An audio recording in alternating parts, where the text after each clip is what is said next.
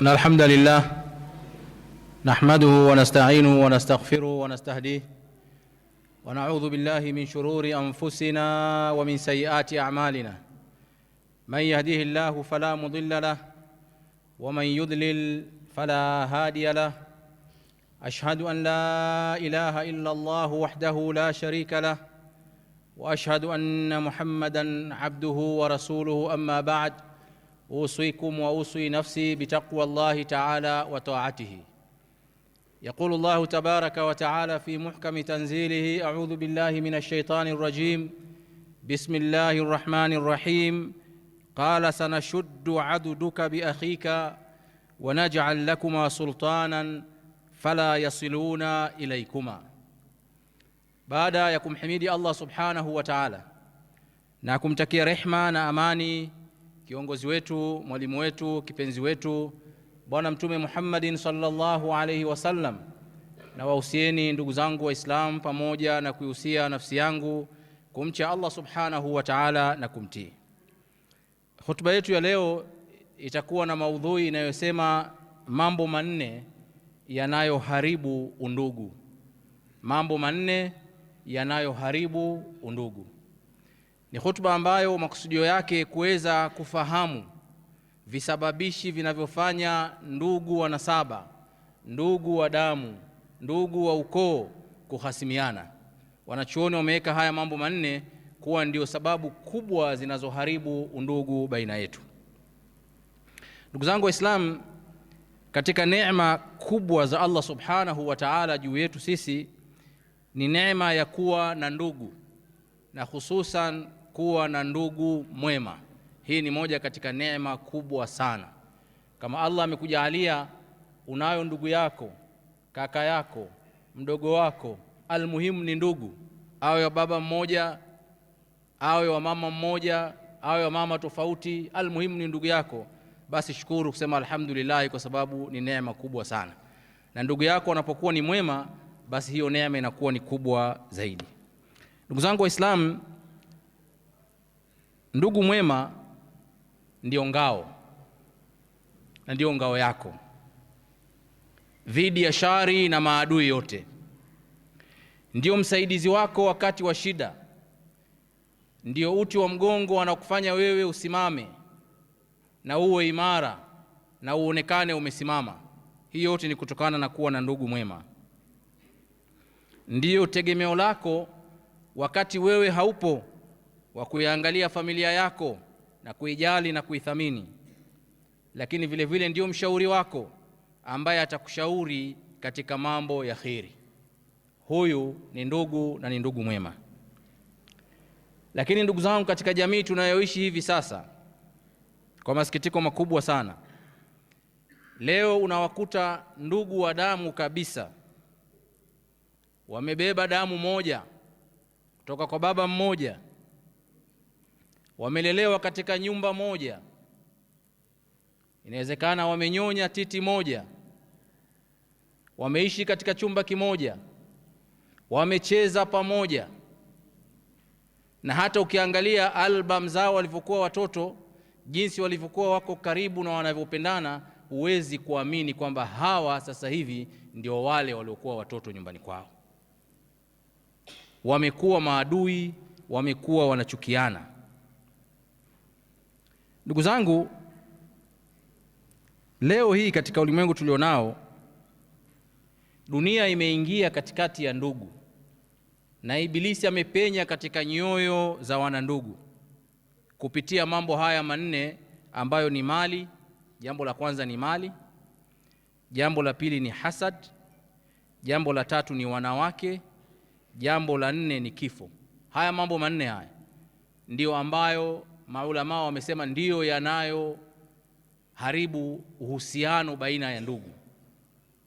Mali, jambo la mwanzo kabisa; hasad, wanawake na kifo. Ndugu zangu Waislamu, tukianza na jambo la mwanzo ambalo ni mali. Mali ni neema ya Allah subhanahu wa ta'ala ambaye anamruzuku amtakaye. Lakini vile vile mali ni mtihani mkubwa sana ambayo mtu amepewa. Allah anasema wa'lamu annama amwalukum wa auladukum fitna, eleweni kwamba mali zenu ambazo Mwenyezi Mungu amewapa na watoto wenu ambao Mwenyezi Mungu amewapa, kwenu nyinyi ni mtihani, ni fitna. Kwa hiyo moja katika fitna ya mali ni kuwagombanisha wanandugu. Mtu kumiliki mali sio shari, ni jambo la kheri, na Uislamu unahimiza Waislamu watafute, watembee ardhini, watafute mali. Lakini shari inayopatikana katika mali ni kuipenda mali kuliko kitu chochote kingine, kuliko hata ndugu zako wa damu. Hii ndio hatari ya mali inakuja hapo. Mtu kukata undugu na kusahau haki ya ndugu yake kwa sababu tu Allah subhanahu wa ta'ala amemjalia kuwa na kipato. Ndugu zangu, ni ndugu wangapi ambao wamehasimiana kwa sababu ya ardhi? Kwa sababu ya kipande cha ardhi tu wamekuwa ni maadui.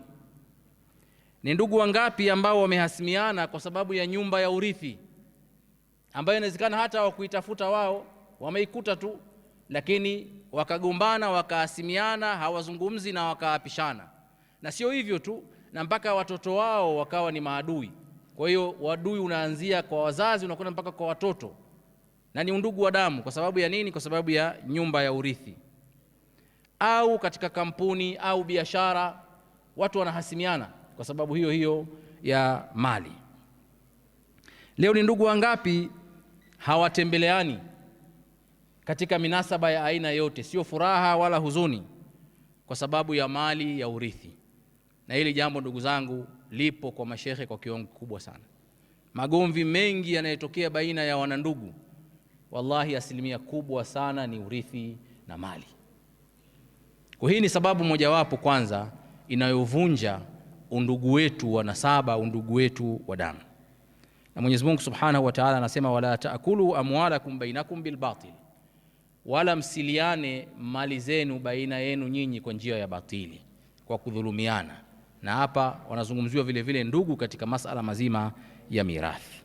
Na wanaulama wanasema, la taj'alul mala aghla min akhikum, usifanye mali ikawa ina thamani kubwa kuliko thamani ya damu, kuliko thamani ya undugu.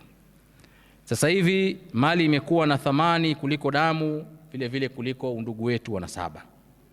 Ndugu zangu Waislamu, mali inatafutwa na inapatikana. Ardhi tunazikiana humu ndani ya ardhi. Biashara inafidiwa, lakini ndugu wa nasaba huwezi kumfidia, huwezi kumpata sehemu yoyote. Tayari ameshakuwa ni ndugu yako na huwezi ukamfidia pale ambapo utampoteza. Kwa hiyo tusipoteze undugu wetu kwa sababu ya mali, bali tuunganishe undugu wetu. Hii mali inakuja ni kitu cha pili. Jambo la pili ndugu zangu ambalo linasababisha kukata undugu ni hasad. Katika tabia inayoharibu undugu wa nasaba wa damu ni husda. Kwa nini baba anampenda fulani zaidi? Kwa nini amefanikiwa ndugu yangu katika mambo yake, mimi sijafanikiwa? Kwa nini watu wanampenda sana lakini mimi sipendwi kama anavyopendwa ndugu yangu? Kwa nini amekuwa tajiri lakini mimi nipo katika hali duni? Haya ni mambo ya husda yanapita katika nafsi ya mtu, na kidogo kidogo yanapelekea kuanza kumchukia ndugu yake kwa sababu ambayo hajajisababishia yeye, ni neema ya Allah Subhanahu wa Ta'ala ambaye amempa. Na hapa ndio hayo maradhi yanaanza kuingia katika nafsi ya mtu. Mwenyezi Mungu anasema, am yahsuduna an-nasa ala ma atahum, je, hawa wanawahusudu watu kwa kile ambacho Mwenyezi Mungu amewapa? Ala ma atahumullahu min fadli, katika zile fadhila ambazo Mwenyezi Mungu Subhanahu wa Ta'ala amewapa. Kwa nini umuhusudu ndugu yako? Amepewa na Allah Subhanahu wa Ta'ala, na wewe muombe Mwenyezi Mungu Subhanahu wa Ta'ala akufungulie milango ya riziki. Qur'ani imetuhadithia ndugu zangu Waislamu kisa cha Nabii Yusuf alayhi salam na ndugu zake. Hawa ni ndugu kabisa wa nasaba, lakini Qur'ani inasema, idh qalu la yusufa wa akhuhu ahabbu ila abina minna. Kumbuka pale ndugu wa Yusuf 10 walipokaa wanazungumza, wakasema hivi, huyu Yusuf na ndugu yake ndio ambao wanapendwa zaidi na baba yetu kuliko sisi. Wa nahnu usba, kwa sisi ni kikundi kikubwa. Inna abana la fi dhalalin mubin, hakika baba yetu amepotea katika jambo kama hili. Kwa hiyo ilianza husda, hisia za ndani ya nafsi. Lakini husda mara nyingine inakuwa translated katika matendo, na mtu kuchukua maamuzi magumu, maamuzi mazito ambayo saa nyingine anaweza kuwa ni majuto baadaye. Shetani anaingia katikati. Ndugu wa Yusuf wakasemaje? Uqtulu Yusufa, muweni, msipate tabu sana, muweni Yusuf, au itrahuhu ardan, au mfukuzeni katika ardhi yenu, waende mbali kabisa, msiwe mnamuona. Kwa hiyo hisia za husda za kwamba Yusuf na ndugu yake anapendwa, matokeo wakasema tumuue au tumfukuze kabisa katika eneo hili. Hawa ndugu zangu ni ndugu wa baba mmoja, mzee Yaqubu alayhi salam. Lakini angalia undugu ulivyovunjwa hapa kwa sababu ya udhaifu wa kibinadamu ambao ndani yake ilikuwemo nini? Husda. Ndugu zangu Waislamu, Mtume sallallahu alaihi wasallam anasema la tahasadu, msihusudiane, wala tabaghadu, wala msibughidhiane na kuchukiana, wala tadabaru, wala msifanyiane vitimbi vya chini chini, wakunu ibadallahi ikhwanan, kuweni ndugu wa Mwenyezi Mungu, kuweni waja wa Mwenyezi Mungu mkiwa ni ndugu. Haya ni maelekezo ya Mtume sallallahu alaihi wasallam katika kujenga undugu wetu. Ndugu zangu Waislamu, jambo la tatu ambalo linasababisha kuvunja undugu ni wanawake. Na mwanamke anaweza kuwa ni mama ambaye anapandikiza chuki kwa watoto, ima dhidi ya baba yao wamchukie, hii ni kuvunja undugu, au dhidi ya ndugu zao wa baba mmoja mama tofauti, na hii imekithiri sana kwenye jamii, kwamba mama anampandikiza chuki watoto wake wawachukie ndugu zao ambao ni wa baba mmoja lakini matumbo tofauti. Unakuta ndugu wana nasaba moja hawaelewani kwa sababu mama aliyoko nyumbani ndio anasababisha matatizo kama haya. Hii ni nafasi ya wanawake kuvuruga undugu, na hii imekithiri ndugu zangu katika jamii tulionayo. Mama anataka watoto wake wapendwe na baba yao kuliko watoto wa mwenzake, kwa hiyo inapelekea undugu kuchukiana. Anaweza akawa huyu mwanamke ni mke, anatumia mapenzi ya mume wake kumkata na ndugu zake, anampandikizia maneno ya kuonyesha kwamba ndugu zako hawakupendi, hawana kheri na wewe, hawakutakii kheri, wewe baki na mimi tu hapa. Kwa hiyo unakuta ndugu anachukia ndugu zake. Nini? Mwanamke nyumbani anamshawishi ili aweze kumdhibiti, labda Allahu aalam, lakini anamkata na ndugu zake wanasaba. Mtu anawachukia kaka zake, anawachukia ndugu zake, kisa mwanamke nyumbani anampandikizia maneno ya kumchukiza na ndugu zake. Na hii vile vile ndugu zangu imekithiri. Leo ndugu wawili wa tumbo moja hawaongei, sababu wake zao, huyu kasema hivi, huyu kasema hivi, huyu kasema hivi, huyu kasema hivi. Maneno yanafika kwa ndugu, hawatembeleani, hawaongei kwa sababu wanawake wamesababisha. Ndugu wanahtafiana, wanahasimiana, wanachukiana. Na Mwenyezi Mungu anasema zuyina linnasi hubbu shahawati minan nisa, tumependezeshewa sisi kupenda matamanio. Miongoni mwa haya matamanio ni wanawake. Wanaume wengi wanakuwa controlled na wake zao, mpaka anamsahau baba yake, anamsahau mama yake, ndugu yake hataki kumuona. Kwa sababu gani? Mamsap nyumbani anampa maelekezo mambo ya kufanya. Hii ndugu zangu ni udhaifu. Undugu, huyu mwanamke unaweza ukamwacha ukaoa mwanamke mwingine, utampata wapi ndugu mwingine ambaye amezaliwa baba mmoja na wewe? Utampata wapi? Huwezi kumpata. Lakini wanawake wako wengi shekhi, unamwacha leo, kesho unaenda kuoa mwanamke mwingine. Kwa nini wewe uhasirishe undugu wako kwa sababu ya mwanamke? Mtu ambaye mmezaliwa pamoja, mmekuwa katika nyumba moja, mmecheza pamoja, mmefanya mambo yenu mengi pamoja, leo kweli unashikiwa akili na mwanamke anakuchonganisha wewe na ndugu zako wanasaba. Huu ni udhaifu mkubwa sana ambao unajitokeza. Ndugu zangu, Mtume sallallahu alaihi wasallam anasema ma taraktu ba'di, sijawaacha mimi baada yangu mimi, fitnatan, fitna iliyokuwa kubwa, adarra ala rijali, ambayo ina madhara makubwa kwa wanaume, minan nisa, kuliko fitna ya wanawake. Fitna ya wanawake inatuharibia sana. Kama hautokuwa makini ndugu yangu, utajikuta ndugu zako wote wamekutenga, sio sababu nyingine, ni kwa sababu ya mke wako. Ewe ndugu yangu Muislamu, usimruhusu yoyote asimame baina yako wewe na ndugu yako, kwa sababu ndugu hafidiwi. Ewe baba, kuwa mwadilifu kwa watoto wako, usiwe sababu ya wao kuchukiana. Sababu ya 4 inayopelekea undugu kuvunjika na kuhasimiana ni kifo.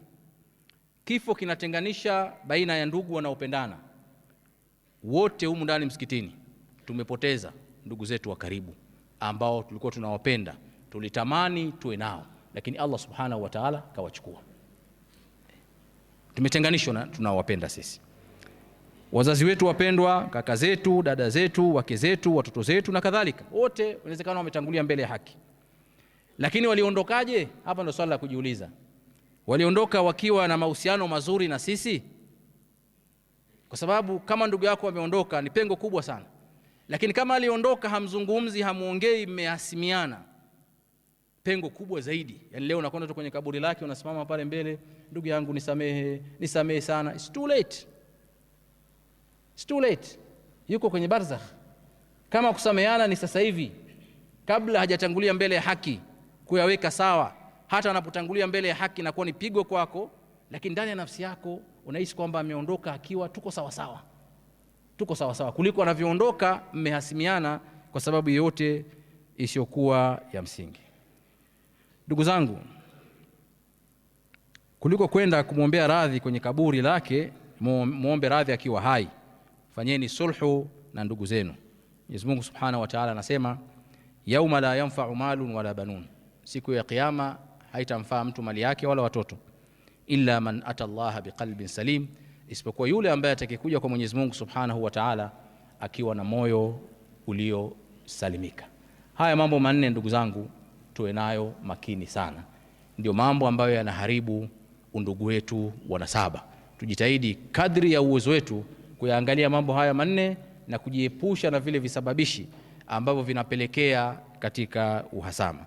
Barakallahu li wa lakum bil Qur'anil Karim wa nafa'ani wa iyyakum bidh-dhikril hakim. أقول قولي هذا وأستغفر الله لي ولكم فاستغفروه وأنتم موقنون بالإجابة.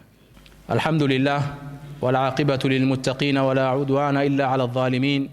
أشهد أن لا إله إلا الله وحده لا شريك له وأشهد أن محمدا عبده ورسوله.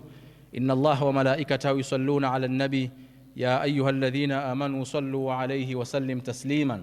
اللهم صل على محمد وعلى آل محمد كما صليت على إبراهيم وعلى آل إبراهيم وبارك على محمد وعلى آل محمد كما باركت على إبراهيم وعلى آل إبراهيم في العالمين إنك حميد مجيد.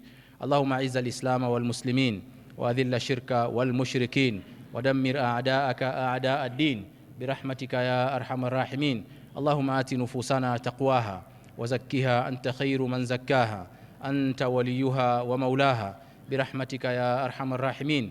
اللهم آتنا في الدنيا حسنة وفي الآخرة حسنة وقنا عذاب النار برحمتك يا أرحم الراحمين. وآخر دعوانا أن الحمد لله رب العالمين. قوموا إلى صلاتكم يرحمكم الله.